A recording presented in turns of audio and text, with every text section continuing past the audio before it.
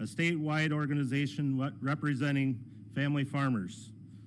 My wife and I have 2 kids and 4 grandkids.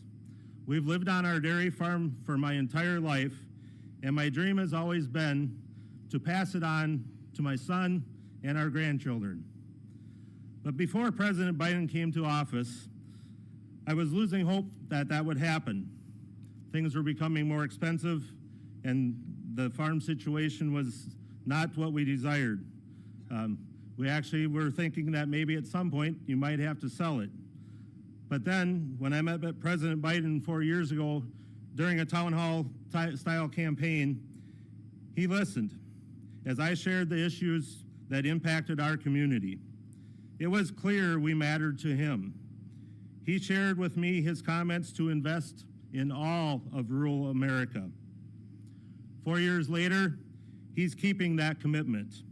When he came to office, I and many other farmers were dealing with the wait times of a year or more at the local meat processors, which hit our bottom lines and limited our ability to get independent or get local meat to our communities. But then he strengthened independent meat and poultry processing capacity and made a real difference for family farmers like mine. And that's just one win. I put on many miles as Farmers Union president, and I see the Biden-Harris administration's handiwork in the infrastructure improvements from our bridges and roads to renewable energy. As I prepare to transition my family farm to my son Brett and his family, the 4th and 5th generation on the farm, I know that these efforts will smooth the way for those that follow. We have a solar array on our farm, which is helping to trim our electrical costs right now in half. We are able to pay for that system in 8 years and 8 months. We hope that the actions that are happening today in the program will help to continue to diversify and improve our energy supply. There are naysayers out there saying that solar and wind are too cost prohibitive for a regular Joe, but that's not true. President Biden's historic laws have led to critical renewable energy projects right here in Vernon County. It's been an exciting past 4 years for farm country. President Biden has sparked some real positive change across the rolling hills of Westby and Vernon County. My business is now prospering more than it ever was, and I can finally have peace of mind knowing that I'll be able to pass my farm on to my son and my grandchildren. With this, it's now a true honor to introduce someone who feels like a regular Joe to us and who has made this all possible for my family and for so many others across rural America. President Joe Biden.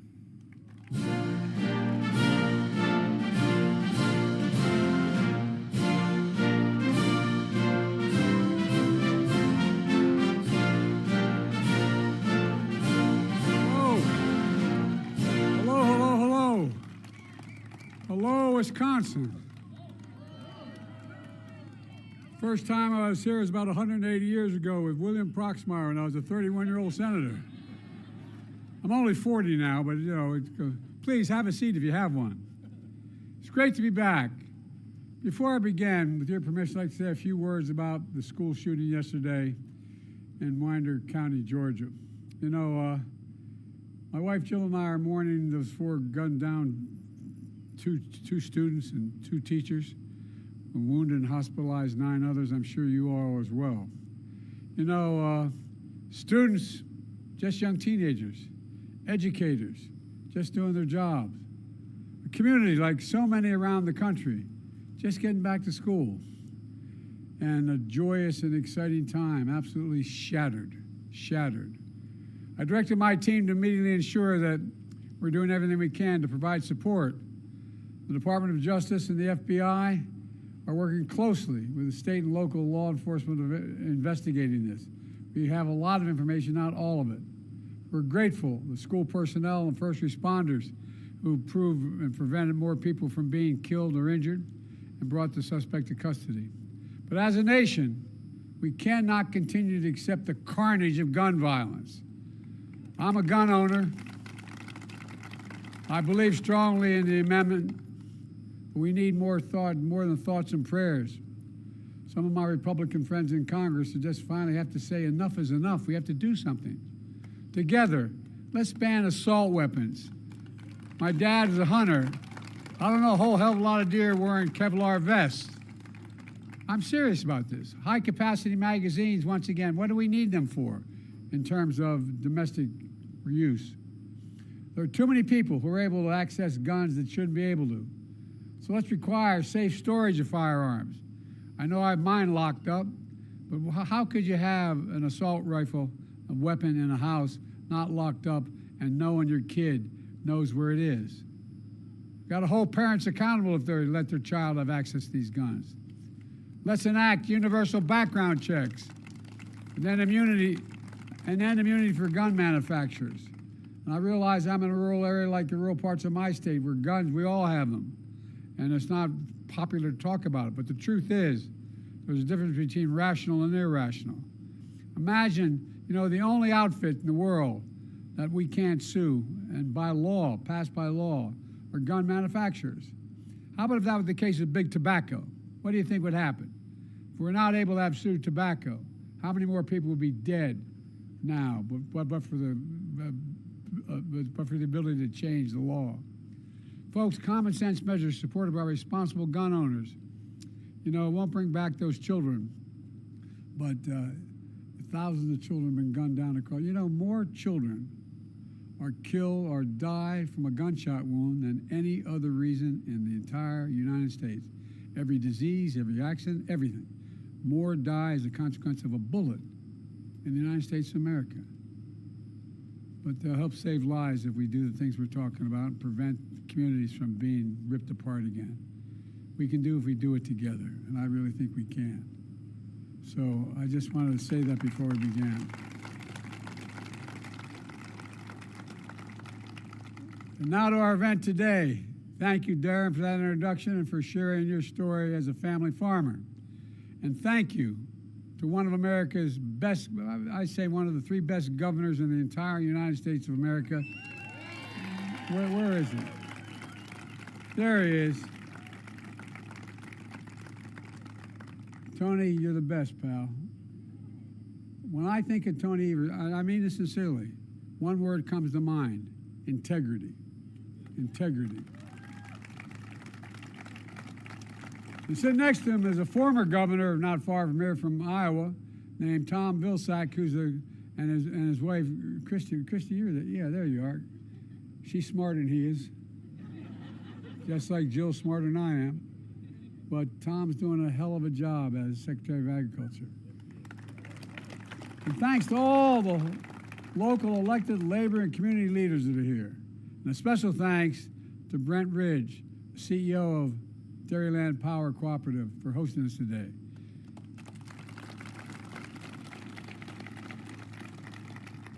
I come from the state of Delaware. Everybody thinks it's the eastern industrial state.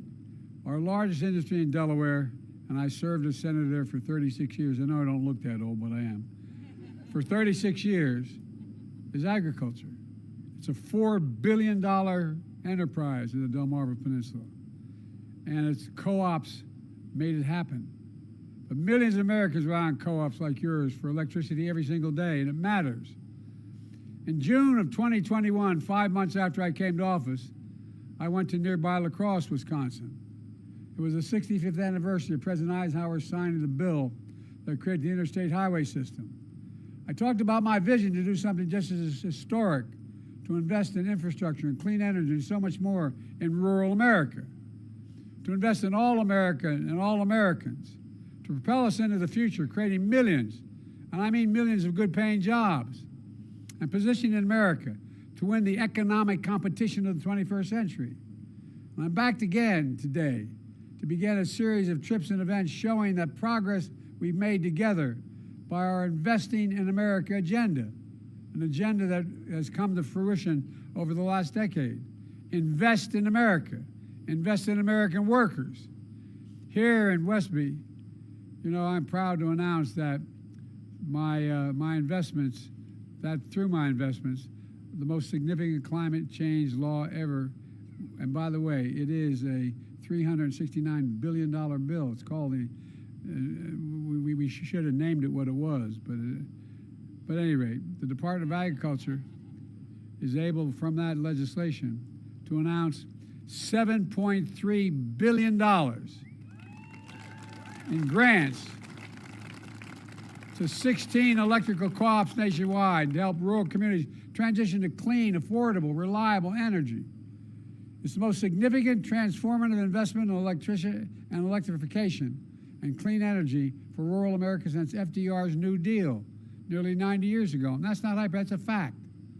And it includes Dairyland Power Cooperative that will receive $580 million to develop and purchase solar power, wind power, energy storage right here in Wisconsin and all across the Midwest.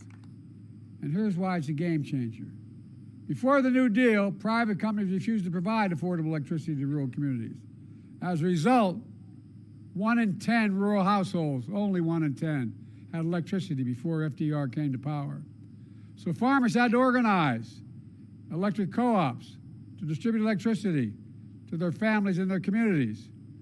With help from the New Deal, there are now more than 800 rural electric co-ops to provide electricity for 40 million Americans in 48 states.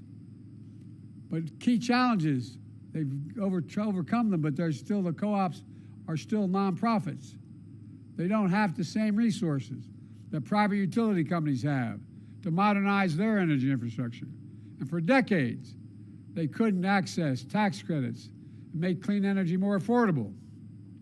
That's why Camel and I ensured that for the first time in American history, that these nonprofit co-ops can benefit from clean energy tax credits, just like for-profit utilities have for decades.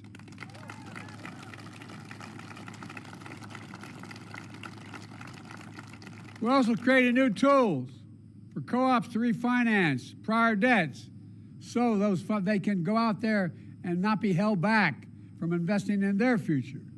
Today's historic announcement of $7.3 billion for rural electric co-ops builds on those steps.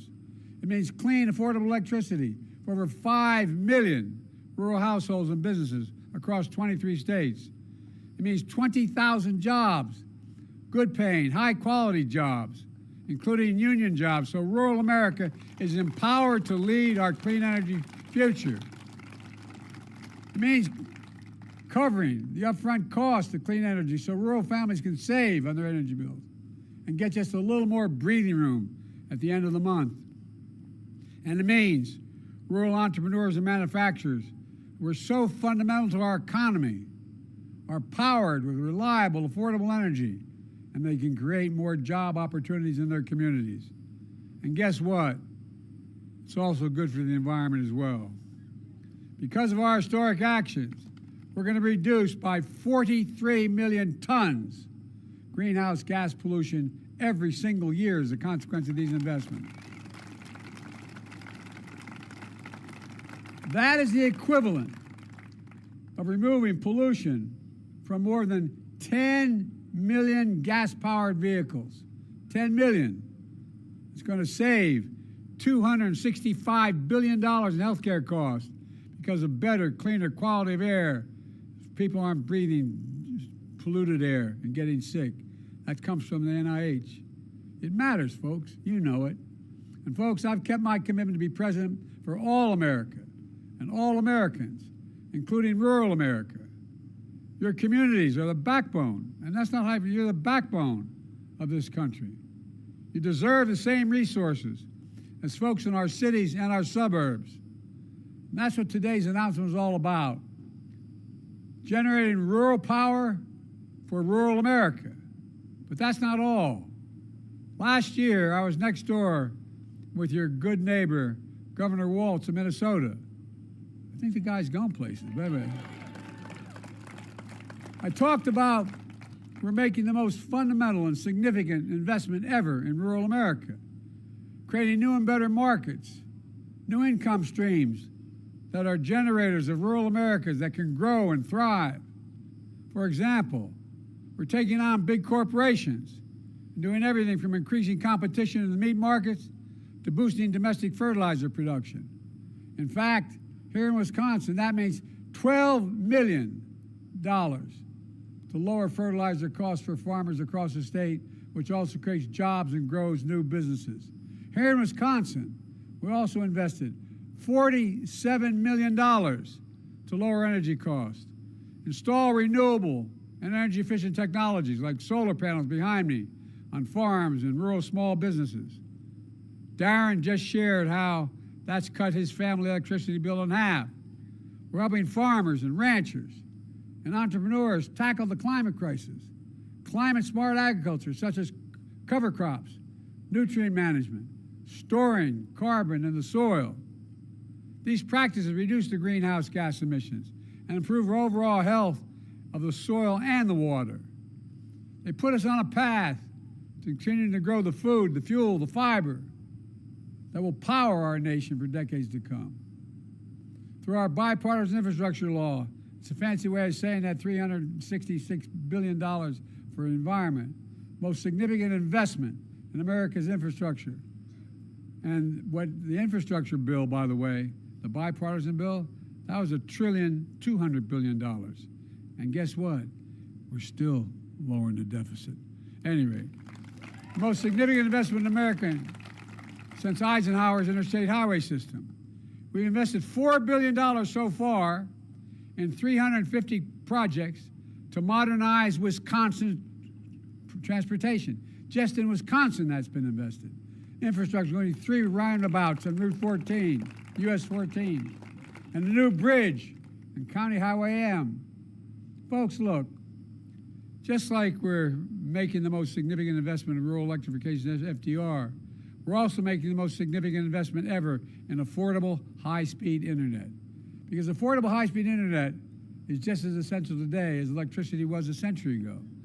In order to be able to do business, and when things are shut down, your kid doesn't have to sit outside of McDonald's. And anyway, that's why we've invested $1.6 billion just in Wisconsin to connect everyone to affordable high-speed internet in Wisconsin.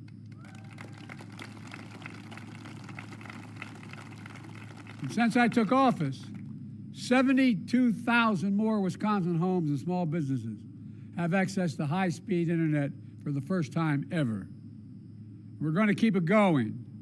We've also invested $200 million to replace lead pipes across the state so a kid can drink clean water without worrying about brain damage, and changing their schools as well.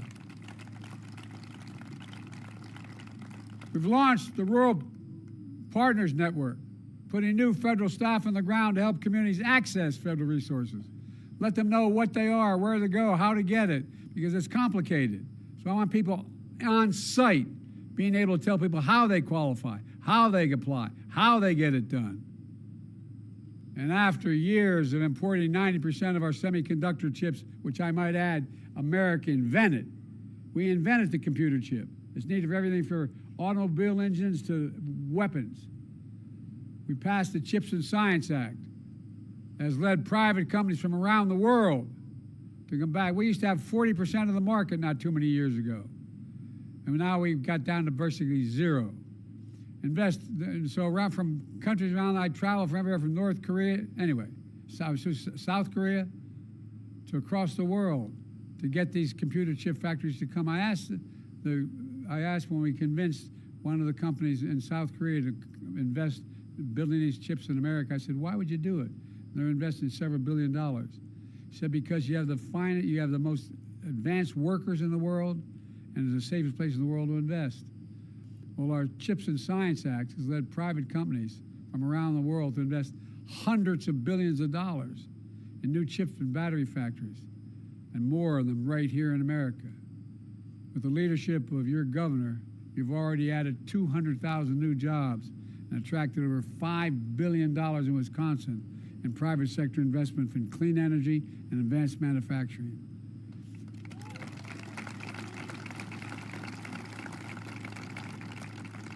In fact, this spring, I was with your governor in Racine, where Microsoft announced a $3 billion investment, $3 billion investment to build a data center to help operate one of the most powerful artificial intelligence systems in the entire world. It's going to create thousands of good-paying jobs on site and across the state, creating even more opportunities in rural communities. Let's remember, my predecessor promised you that he would redevelop Foxconn factory in Racine. You been there lately? He didn't do a damn thing. Nothing.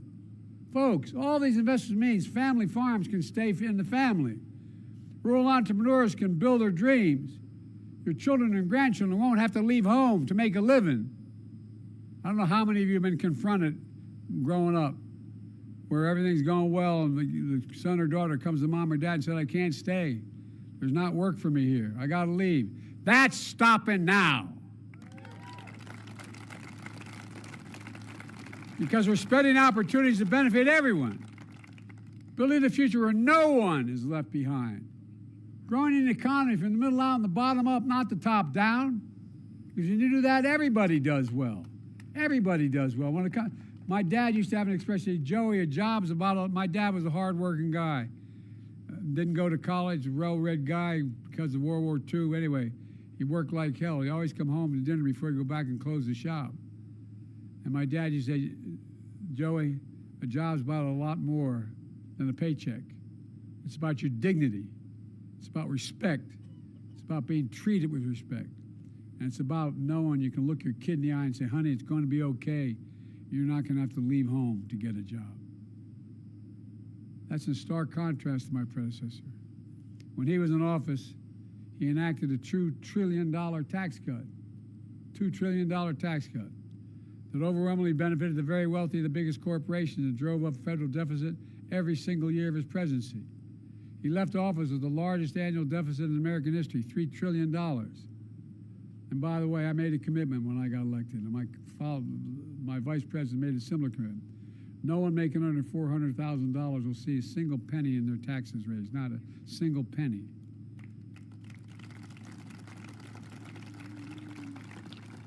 Neighborhood I come from in Claymont, Delaware, and Scranton, Pennsylvania, they say, well, that's too damn much.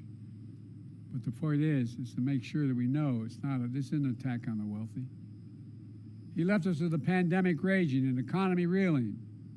His allies in Congress, with all due respect, I've had this conversation with your Senator Ron Johnson, voted against every one of the things I talked about today. Every single thing I talked about in terms of rural economy. He voted against it. Voted against it. It's hard to imagine your senator voting against interest in a rural state was so large and so consequential as the state of Wisconsin. Meanwhile, your other senator, Tammy Baldwin, has done everything to take care of the state so she can be devoted to it. Vice President Kamala Harris fought like hell for all of you and for the future worthy of your aspirations. Look, just think about how far we've come. We have more to go. We have more to go. Too many people are still in trouble. But nearly 4 years that we've been president and vice president, with one of the most extraordinary periods of progress in American history. COVID no longer controls our lives. We've gone from an economic crisis to the strongest economy in the world. Let me say it again. We have the strongest economy in the world, and no one challenged it. We got more to do. We're seeing something else. In thousands of cities and towns across the country and across Wisconsin, we're seeing the great American comeback story. The way I see it, and I talk to the other team, talks about how bad off we are and how America's enjoy. The way I see it, today's announcement is about far more than just giving rural America the power to turn on the lights. It's about giving the power to shape our own future. In fact, Wisconsin has a strong, strong history of neighbor helping neighbor and forming cooperatives, which are literally owned and powered by the people of Wisconsin. Because of you, we're planting seeds today that grow and blossom for generations to come. That's what we're seeing here in Wisconsin, a state with a proud tradition of rural communities leading our nation forward. And again, that's not an exaggeration. You've been a leader in the nation. Let me close with this. As I travel this state and the country, Hope you feel what I feel. Pride. Pride in our hometowns. Pride in making a comeback. Pride in America. Pride in knowing we can get big things done when we work together. Folks, I've never been more optimistic about our nation's future. Just have to remember who the hell we are. We're the United States of America. That's who we are, not a joke. We're the only nation in the world that's come through every crisis stronger than we went into that crisis. Because we're a hard-working, optimistic people, decent people. We know from experience that there's nothing beyond our capacity when we work together. And again, that's not an exaggeration. We work together. I remember the days when I first got started, when a lot of Republican senators, my close friends, we worked together, we compromised. We didn't talk about things as if it was a dire moment, that democracy was at stake. We actually worked together. We fought like hell, but we worked together. We got to return that for our children, because our democracy depends on it. I'm keeping you too long in the sun, so let me just say, God bless you all, and may God protect our troops. Thank you. We take care